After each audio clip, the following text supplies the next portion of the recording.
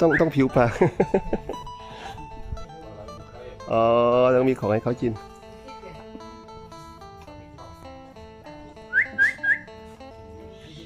สีทองสีทองอ๋อสีทอง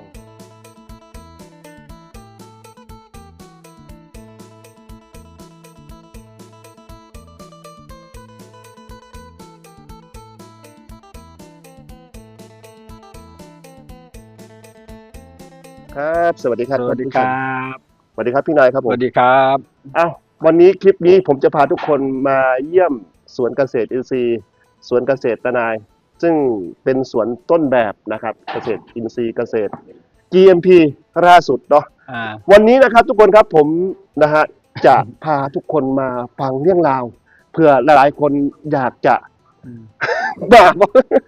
อยากจะมีแรงบันดาลใจนะครับโมเป็นยังครับโมเป็นยังอยากจะมีแรงบันดาลใจในการทำสวนเกษตรนะครับ ครับไม่เป็นไรนะครับทำสวนเกษตรนะครับ แล้วก็ซึ่งจุดเริ่มต้นของพี่นายนะครับ ซึ่งเป็นเจ้าของสวนชมพู่เกษตรปลอดสารเป็นอย่างไรเนาะครับพี่นายครับ ปีนี้ได้ GAP 2 ใบได้ปีนี้ เบาแรงบันดาลใจให้ฟังหน่อยว่าเป็นยังไงจุดเริ่มต้นของเจ้ามาเฮ็ดสวนเนี่ยเริ่มต้นเนี่ย เริ่มต้นก็เอามาปลูกเล่นๆต้นเดียวอยู่หลังบ้าน บ่แต่ก่อนที่เจ้าไปเฮ็ดอันนี้แหมเฮ็ดอันนี้ ไอ้ ผู้รับเหมาก่อสร้างแม่นบ่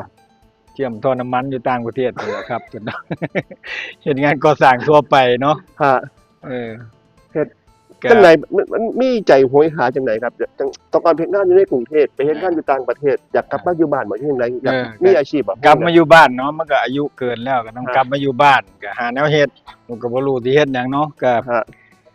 เริ่มแรกก็ปลูกแตงปลูกมะม่วงปลูกเล่นๆละปลูกไปปลูกมามันก็เพิ่มขึ้นหลายขึ้นนะครับ กับตอนเองแน่ซื้อมาแน่ไปพ่อใช้ก็ซื้อมาปลูกไปเรื่อย อื ปลูกไปปลูกมามันก็หลายขึ้นแล้วประเทศไหน ฮะ ตามที่เคยปลูกเล่นอยู่บ้านมันก็ปลูกบ่ใส่ปุ๋ยใส่หยังมันก็เป็นหน่วยให้กินอยู่นะ เจ้ามาเบิ่งดินหน้าเจ้าที่แรกเนี่ยเจ้ามองจังไดว่ามันต้องเป็นสวน ว่าบางทีเฮ็ดเป็นบ่ได้พุ่นแล้วเป็นไปบ่ได้พุ่นแล้วเนาะไทยขึ้นมันแดงจึงครึงอยู่แม่มัน บ่ชาวบ้านนี่เขาปลูกอ้อยปลูกมันเจ้าคือ แม่น จังไดจังไปปลูกกันชมพู่แหมอยากจะพูดตรงเนี้ย บ่มักอ้อยแหม่ บ่มักอ้อยบ่ง่าย มันเป็นได้ยังไง ๆมันตัดยากแล้วมันคายพร้อมแหม่บ่มักก็เลยปลูกชมพู่ที่แรกก็ปลูกน้อยๆต้นละที่ต้นหาต้น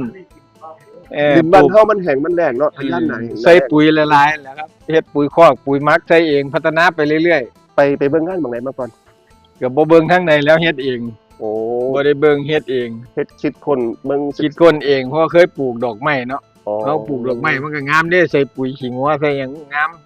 ครับ ก็เลยว่าปลูกของกินบ่งั้นนะว่ามันสิงามบ่ซั่นดอก โอ้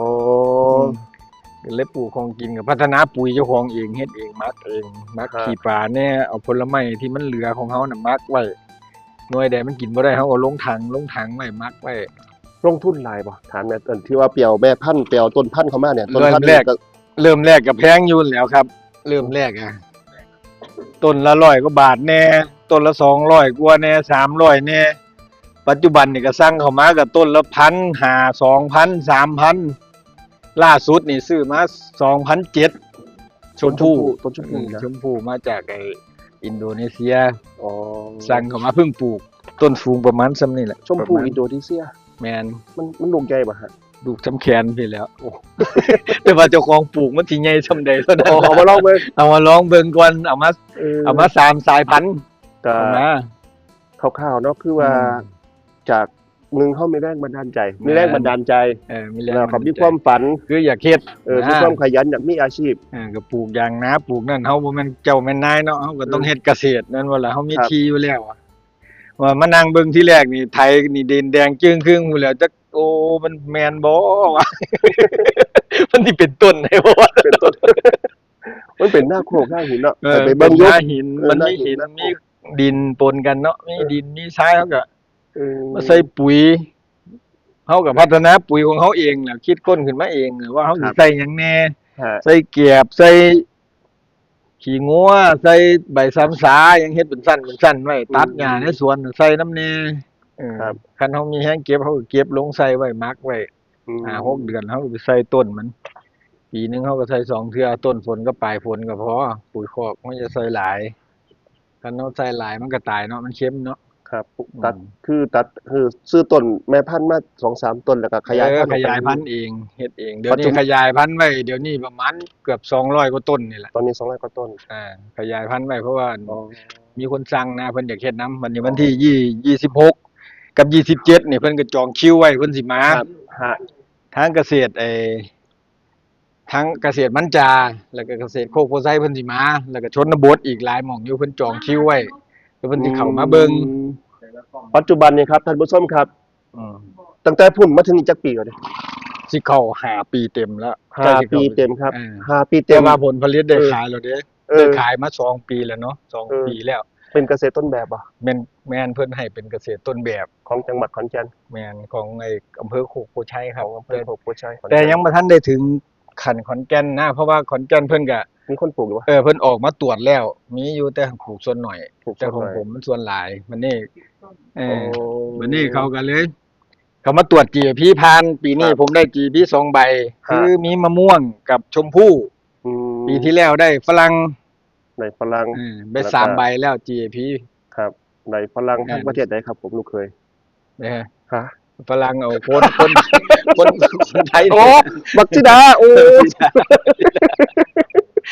ยอก มันก็มีหลายสายพันธุ์เนาะต้นไม้อยู่ในสวน โอ้ ผมก็ชื่อบ่ได้ก็มีสละอินโดสุมาลี มีมะพร้าวน้ำหอม ครับผม แล้วก็มีมะม่วงก็ปลูกทุกอย่างที่เฮากินได้เนาะมีลำไยคิดตันชมพู่นี่มี3 4 5สายพันธุ์แล้วตอนเนี้ย อืม สิพยายามขยายสายพันธุ์ออก พยายามเอาพันธุ์แปลกๆเข้ามา ถามนะพี่มองย้อนกลับไปตั้งแต่มือเริ่มต้นแล้วก็ถึงปัจจุบันเนี่ยภาคภูมิใจบ่ ภูมิใจแล้วเนาะเฮ็ดได้ ภูมิใจเจ้าของเลยเนาะ ปัจจุบันนี่มาตรฐานอะไรเนี่ยทางอำเภอเขาให้มา แม่น GAP ทางจังหวัดขอนแก่นมาตรฐาน ที่ GAP ให้มา อืมได้เกษตรกรดีเด่นนี่บ่เป็นจังได๋ ยังบ่ทันได้ดอกเพิ่นเฮ็ดป้ายให้แล้วล่ะแต่เพิ่นยังบ่ทันได้เอามาให้นะว่าเป็นป้ายอีหยังทางอำเภอน่ะ โอ้ แต่ว่าเฮ็ดไว้ให้แล้วว่าป้ายสวน ปัจจุบันเนี่ยเห็นเจ้าเนี่ยไปเป็นวิทยากรให้ทั้งเกษตรตำบลเกษตรอำเภอเนี่ย ส่วนมากก็เป็นแต่อยู่สวนเจ้าของแล้วเพิ่นมาสวน อ๋อเพิ่นมาเบิ่งอยู่สวน เพิ่นยังบ่ทันได้ให้ไปทางนอกนะเพราะว่าทางนอกคือบ่รับ บ่มีเวลาไปเพิ่นเชิญไปอยู่แต่ว่าบ่มีเวลาไป บ่ นะ มีเวลาไป เพิ่นเชิญไปหลายเทื่ออยู่แต่หั้งบ่ได้ไปทางกลุ่มเป้าหมายเพิ่นก็เชิญไปคือกันให้เป็นพิธีกรให้นะ เป็นวิทยากร แต่ว่าผมบอกว่าผมบ่มีเวลาผมมันน้อยคน ฮะ แต่ถ้ามาก็มาอยู่สวนผมบรรยายให้ได้ เมื่อกี้ เว้าให้ฟังได้ เมื่อกี้ แต่ว่าถ้าไปออกข้างนอกนะคือไปบ่ได้ อ๋อเมื่อกี้นี่แวะไปหาอยู่สวนแต่ว่าข่อยไปซิมึงเด้ ชิม อั กัน นได้ ชมพูเจ้าเห็นไหม ไปชิมยักษ์เด้ โอ้ยมันเนี่ยมันแกนนุ่ม อันส้มผูทั้งอื่นนี่สิเป็น ฟา ฟ้าว ว ฟาว แต่อัน มัน นี่ อยู่กับปุ๋ยเด้มันอยู่กับปุ๋ยแมนปีนี้ผมมักปุ๋ยนี่คักกว่าเก่าเด้ผมใส่ขี้ปลาทูมักไว้3-4ถัง200ลิตรอ่ะ เอ้าเนาะ ผม ใส่สูตร ผมมักไว้บัดนี้เฮาก็ใส่พวก EM พวกกากน้ำตาลพวกหยังลงไปมามักไว้พวกเอามาจากกรมพัฒนาที่ดินมาเพิ่นให้มาเฮาก็มักลงกันในถังนะ อืม บัดนี้พอครบ6เดือนหรือปีหนึงจ้ะเฮาก็เอาไปผสมกับปุ๋ยคอกอีกเทื่อนึง ครับ แล้วเฮาก็เอามาใส่ต้นไม้ อืม ก็อย่าใส่หลายใส่ต้นละ5กิโลเพราะว่าต้นไม้เฮามันใหญ่แล้ว ครับผม แต่เริ่มแรกๆเฮาปลูกเริ่มแรกเฮาใส่แค่กิโลเดียว ครับ ต่อต้น ฮะ พอต้นใหญ่ขึ้นปีที่2เฮาก็ใส่3โล2โลแล้วแต่ต้นน้อยต้นใหญ่ถ้าต้นใดมันบ่งามเฮาก็เพิ่มเป็น3โลจังซี่ปุ๋ยคอกบ่แม่นว่าใส่แบบเป็นเครื่องถุงปุ๋ยบ่ได้เด้มัน คือ ตายเด้ สวนของพี่เนี่ยคือเน้นอินทรีย์อย่างเดียวเลย แม่นก็เน้นอินทรีย์แหละเพราะว่าเฮาบ่มักกับสารเคมีมากมายนะเพราะว่ามัน อืม เฮาก็กินนะครับ บ่แม่นว่าเฮาบ่กินได้ซิมซุต้นได้ก่อนสิขาย ต้นใดแซ่บบ่แซ่บตัดทิ่มปลูกใหม่พุ่นเด้ ถามนะปี2ปีหมักชมพูเจ้านี่ออกมาขายตลาดต้องการคือแบบพอกันพอซื้อกันอยู่บ่พอได้ มันบ่พอ เป็น ขายครับ กับความต้องการอยู่บ่ บ่มันบ่พอมันน้อย มันน้อย แม่นจังเพิ่นมาเอาอยู่สารคามเนาะเพิ่นก็เอาไปเทื่อละ700โลแม่นบ่ โอ้ เพิ่นก็เอาไปขายได้2มื้อ3มื้อเบิดจังซี่เพิ่นก็มาเอาอีก ฮะ แล้วบัดนี้ทางลูกค้าที่เฮากินประจำอยู่เนี่ยมันก็บ่พอให้เพิ่น ครับ แต่ลูกค้าประจำมาเอานี่บ่แม่นเอาน้อยโลได้10โลขึ้นไปพุ่นเด้ ลูกค้าประจำมีนะ แม่น มาเอาเนี่ยเอาเท่าละ10โลเลย 10โล มาซื้อหน้าสวนเลย แม่นบางคนก็50โล30โลจังซี่เพิ่นมาเอา ครับ เพิ่นเอาไปให้พี่ให้น้องจังซี่นะครับ บัดนี้ถ้าเพิ่นกินแล้วถูกใจเพิ่นก็มาสั่งอีกจังซี่นะบ่แม่นว่าเฮาขายแต่ตลาดนี่มันออกแต่ละงวดนี่ตลาดผมไปบ่เกิน4เทื่อ อ๋อน อกนั้นคือลูกค้ารอบนอกมาเอา อืม พวกโรงบาลแน่ครูแน่จังซี่จังโรงเรียนแก่งข้อวิทย์จังซี่ ครับ โอ้บ่แม่นเบิดหลายร้อยโลอยู่เลยแก่งข้อวิทย์ปีนี้ อืม บัดนี้เพิ่นไปเอาอีกบ่ได้เพิ่นเอาเทื่อละ50โล ครับ บ่พอ ของ บ่พอ ขายบ่พอ ความต้องการบ่พอกับลูกค้า ครับนี่แหละครับคือความตั้งใจของนะ แต่ก่อนมันก็ยากอยู่ ของพี่นายนะครับ ซึ่งเป็นเกษตรต้นแบบจากนะฮะคนทำงานนะฮะในกรุงเทพใช้ชีวิตในกรุงเทพแล้วก็ไปรับจ้างรับบายต่างประ รับ เทศ จ้างทั่วไป แล้วกลับมาเป็นเกษตรกรเนาะ อืม จากแตะกอนเนี่ยโอ้ยหน้ากะหินแฮ หน้าหินปนอืมเฮ็ดยากเฮ็ดยาก เฮ็ดยาก อืม แต่ว่าปัจจุบันเนี่ยมองกลับไปคือความภูมิใจ นะครับมื้อนี้ก็มานำเสนอเรื่องราวเนาะของเกษตรต้นแบบเกษตรอินทรีย์นะเจ้าของสวนกับฟาร์มเกษตรสวนตะนายเนาะ อินดี้ อินดี้เป็นสวนชมพู่ สวน นะครั ช บ มพู่ผลไม้ สวนตะนาย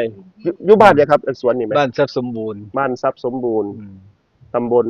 โคกโพชัยดิ โคกโพชัยอำเภอโคกโพชัย จังหวัดขอนแก่น จังหวัดขอนแก่นสุดท้าย พิ นี่ กัด ครับ อยู่หลังโรงเรียนพิกัดตั้งอยู่หลังโรงเรียนบ้านทรัพย์สมบูรณ์นาจารย์ ฝากเพจคนนี้นะเดี๋ยว เอ้ามันบ่มีเพจอยู่บ่ เพจอีหยังล่ะบัดนี้ ยูทูบเจ้าเลย อ๋อ YouTube ฝาก YouTube ช่องหยังนะครับ เกษตรเนี่ย เกษตรสวนเกษตรติขึ้นต้น สวนเกษตรอินดี้ตะนาย สอนเกษตรอินดี้ตานาย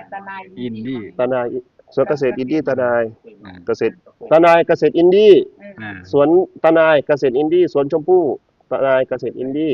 ฝากเข้าไปเบิ่งเรื่องราวของเพิ่นก็สิมีการอัปเดตคลิปเนาะ บ่แม่นมีแต่ชมพูเด้อแต่ละอินโดเอ็นโด เพราะว่าตอนนี้ปลูกหลายสายพันธุ์ อะโวคาโดก็หน่วยใหญ่แล้วซ้ำนี่แล้ว ครับ ใกล้จะได้กินแล้ว เอาอยากหน่อย อยากจะบอกผู้ชมทางบ้านเนี่ยว่าผู้ใดที่อยากจะมาทำที่ยังเจ้าเนี่ยต้องยังไงอยากบอกจักอย่างให้มีแรงให้เพิ่นมีแรงบันดาลใจก่อนจบคลิปนี้ครับ โอ้คันสนใจก็มาเบิ่งได้ครับมาเบิ่งสวนมาชมเบิ่งสวนว่าเป็นจังได ใจขึ้นมาแล้วว่าอยากเฮ็ดสวน อยากเฮ็ดสวนก็มาเบิ่งมาเฮ็ดจังไดแบบใดต้องมาเรียนรู้เนาะ ครับ คันเฮาสิบอกไปก็บ่รู้อีกแหละมันต้องมาเบิ่งในพื้นที่เลย มันจังรู้ว่า อืม เฮ็ดได้จังไดเฮ็ดแบบใดมันจังเกิดผลจังซี่นะครับ คันเฮาบอกไปจังซี่ก็เพิ่นก็สิเฮ็ดบ่ถูกนะเฮ็ด ครับ เฮ็ดลองผิดลองถูกคือกัน แต่ว่า อืม เฮาเฮ็ดมาก็ลองผิดลองถูกคือกันบ่แม่นว่าเฮ็ดมาแล้วมันสิสำเร็จเด้ อืม ตายแน่เสริมแน่เฮาก็ปลูกขึ้นมาแล้วมันบ่ได้ผล ผล ครับ ผลิตบ่ดีออกมาบ่ดีเฮาก็ตัดถิ่มปลูกใหม่เด้มันบ่แม่นว่า โอ้ มันบ่แม่นว่าเฮาปลูกแล้วคือสิสำเร็จเลยมันเป็นไปบ่ได้นะคือ ครับ ผลไม้บางอย่างเฮาก็บ่รู้เนาะ ครั เรา บ ก็ต้องมาศึกษามาเบิ่งงาน ครับ อยู่ที่สวนเอา ครับมาเบิ่งเอา มาเบิ่งเอาว่าเฮ็ดจังไดแบบใดเริ่มต้นจังไดจังซี่นะครับ คันได้ไปบอกกับหม่องมันก็เป็นไปบ่ได้เนาะ ครับ ก็ต้องมาเบิ่งเอา หนึ่งก็คือนะครับต้องมีแรงบันดาลใจ เออ สองมีความรักในอาชีพ คนมักต้นไม้อีหลีจังว่าสิเฮ็ดได้ ถ้าบ่มักในการแบบธรรมชาติจังสิเฮ็ดบ่ได้เด้ ได้ขี้คร้าน ขี้คร้านบ่ได้ปลูกต้นไม้มันต้องขยันแล้วก็เบิ่งมันดูแลเขาบ่แม่นปลูกไว้แล้วก็โอ้ยแล้วแต่มันสิออกหน่วยบ่แม่นเด้ ปลูกแล้วต้องเบิ่งมาใส่ปุ๋ยพรวนดินให้น้ำเขา ครับผม อืม มันก็คือเฮาแหละเฮากินข้าวเฮาจังค่อยใหญ่เนาะ ครับผ ป ม ลูกต้นไม้กันเฮาบ่ใส่ปุ๋ยมันก็บ่ใหญ่เด้ แม่นอยู่ต้องมีความขยันหมั่นเพียร เต้องเบิ่ง ครับผม โอเค เอาก็ซ้ำนี่แหละครับพี่น้องจังได๋ก็คันมีโอกาสก็ มาเยี่ยม รอบ ชมได้ มาเยี่ยมมาชม เด้อ ที่สวนเนาะอำเภอโคกบ่ใช่จังหวัดขอนแก่น ครับ นะบ้าน ทรัพย์สมบูรณ์ ทรัพย์สมบูรณ์นะครับ พิกัดตั้งอยู่หลังโรงเรียนครับสวน หลังโรงเรียนครับ หลังโรงเรียนอาจารย์ อา ทรั จาร พ ย์ ย์ ทรัพย์สมบูรณ์นะครับ ค แล้ รั ว บ ก็เข้าไปเบิ่งใน YouTube เนาะ ครับ สวนตานายเกษตรอินดี้นะครับเป็นสวนชมพู่นะครับเพิ่นก็อัปเดตคลิปนะฮะ อำเภอโค เนี่ย กผู้ใช้เพิ่นก็อัปเดตคือกัน เก่งอยู่เด้เจ้าสองคนสองผมเนี่ยพากันเฮ็ดสวนเนี่ยเก่งอยู่เด้ตื่นแต่ตี 3 ตี 4บักมื้อแม่นบ่ แล้วแต่มื้อดอก ไปรูป บาง ไป มื้ ครั อบ ก็สวย บางมื้อเช้าก็ตื่นแต่เช้าอยู่ไปฮอชมพู่ พอไปพอชมพู่ก็ให้ออกดอก กำลังออกดอกกำลังเป็นหน่วยซ้ํปรบมือแหละ อ๋อแต่ว่ารอบที่แล้วก็ขายไปสุดหนึงแล้ว ขายไปชุดหนึงแล้วบ่พอกัน ปีนี้มันบ่พอ อืม ปีนี้ขายไปได้ 2-3 ตันน่ะปีนี้ โอ้2-3 ตันเลย ปีนี้ จากไรเลย2-3 ตัน 100ต้นเนาะ ร้อยต้น 100 ต้น โอ้ 100 ต้นบ่ได้เฮ็ดเบิดเด้มันมีทั้งเบิด200 ต้น แต่ว่าเฮาเอาหน่วยแค่100 ต้นนะครับ เพราะว่าหมู่นั้นยังน้อยอยู่เฮาก็ต้องรอเขาอายุได้ก่อนจังค่อยสิเฮ็ด โอ้ จังค่อยสิเอาหน่วยนะครับ ผม ถ้าอายุเขาบ่ได้เฮาก็บ่ได้เอาหน่วยเขา อืม เขาต้องการให้ต้นเขาอายุเยอะๆแล้วลูกเขาจะโตสมบูรณ์ ครับ ถ้ามันสมบูรณ์ดีนี่หน่วยมันสิบ่ฟาวเนื้อสิแน่น อืม เนื้อสิแน่น เนี่ยสิ ชมพู่ของผมบ่คือสวนอื่นเด้ เป็นจังไดครับ ลูกค้ากินติดใจแหล้วเนาะลูกค้ากินน่ะขึ้นเบิ่งเอาไปขาย700โลขาย2มื้อเบิด ที่ไหน บ่ มี เปล่าเนี่ยบ่เปล่า แน่น หวาน แน่น กรอบเนี่ยหั่น เออ สูตรเฉพาะ แน่น เอาตั้ง อืม กะสิ นั่นก็ มื้อนี้มาหาถึงสวนถึงฟาร์มมาเลย ฟาร์มมาครับ ไปหาอยู่สวน มาเฮ็ดคอกมาครับมื้อนี้ เมธบอกมาเอาจังได๋ก็ฝากไปเบิ่งในช่องเพิ่นครับ สวนตะนายเกษตรอินดี้เนาะอยู่ในช่อง YouTube เนาะแล้วก็ไปเบิ่งวิธีการของเพิ่นแล้วก็คันจังได๋ก็มีอยากมีมาเยี่ยมมาชมก็คอมเมนต์มาถามเบอร์โทรก็ได้ครับ อยู่ใต้คลิปนะครับของผมเนาะก็ขอมาสอบถามอยากเห็นอยาก เขามาสอบถามข้อมูลตรงนี้เบอร์โทร เจ้าของสวนเกษตรอินทรีย์เกษตรอินทรีย์ตาได้เป็นจังไดนะครับก็สอบถามมาเดี๋ยวผมสิให้ไปครับวันนี้ก็มีโอกาสได้มานี่แหละจังมาบอกมากล่าวFC สุขุมสุขคนนี่แหละครับผมเนาะเอาลงคลิปกันเนาะ ครับ อ่ะ สวัสดีครับ ครับผมสวัสดีครับผม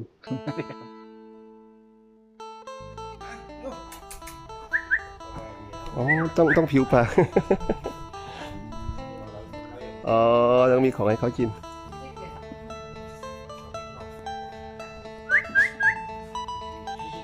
สีทอง สีทอง อ๋อสีทอง ตัวนี้ขี้ได้เนี่ย ตัวนี้คิดได้โอ้เสียงเนาะ ตัวนั้นแม่มัน ตัวนั้นแม่มัน อ๋ออันนั้นแม่อันนี้ลูก ใน ของ ลู ลู ก กหัวนะจ้า ถ้ามันบกขุ่นมัน อ๋อเมื่อกี้เนาะมัน ถ้าบกขุ่นมันสิตั้งหัวใจมันขุ่นนะ อ๋อมันไม่ให้จับมันดมกลินไม่ให้จับ คนบกขุ่นมันจะ เออ เหรอมันนี่มันเปลี่ยนกับบกคุณเหมือนมันนี่ เฮ้ยมันเตะเด้มันเตะเด้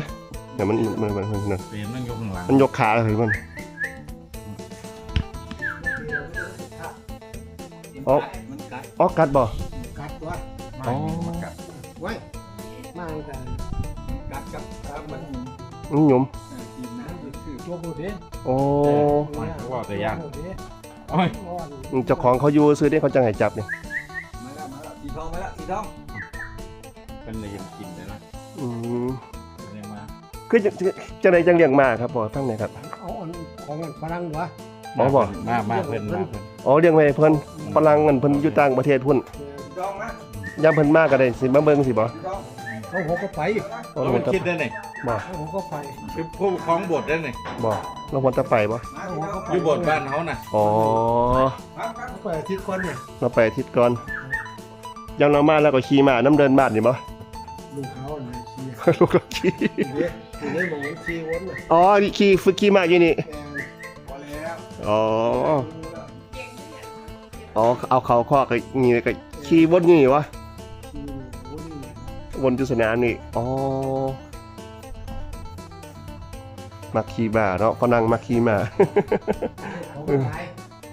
ถ้าเฮาเนี่ยมักขี่รถขี่ลาเนาะ รถคันงามๆยังมักขี่แหละ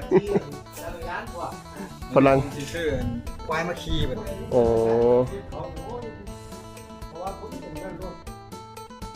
อืมต้องให้ปรับตัวเนาะปรับตัวได้โอ้ยมันต้องเหยียบกัดขามันนะเฮ้ยเป็นเด็กเจ็บใช่เฮ้ยเหยียบนะมันตัวบางอย่างดูจีเดียบด้วยสีทอง อันนี้ก็ ดีครับผมอยู่ฟาร์มม้านะฟาร์มม้าเขาเลี้ยงมาไปเห็นลูกชายเป็นชีครับกำลังคนการประจ้างประเทศเราแล้วแต่ว่าลูกชายเป็นชีนะครับ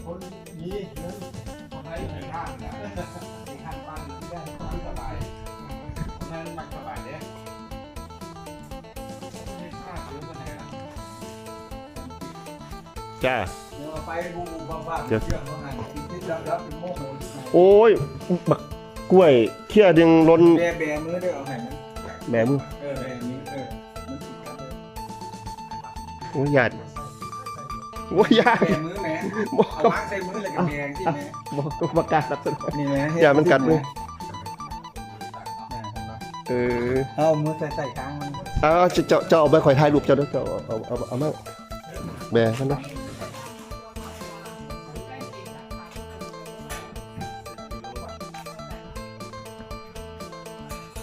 เอามาสด สีทองไม่ได้กินสีทองอันนี้ มากล่องนะ1 2 เ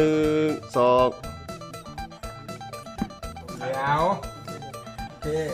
ใครมาหาซื้อรถเกี่ยวให้เก่งที่บ้าน เอามากล่องนะเจ้าหันหน้าบ้างนี่1 2 เมื่อยเรื่อย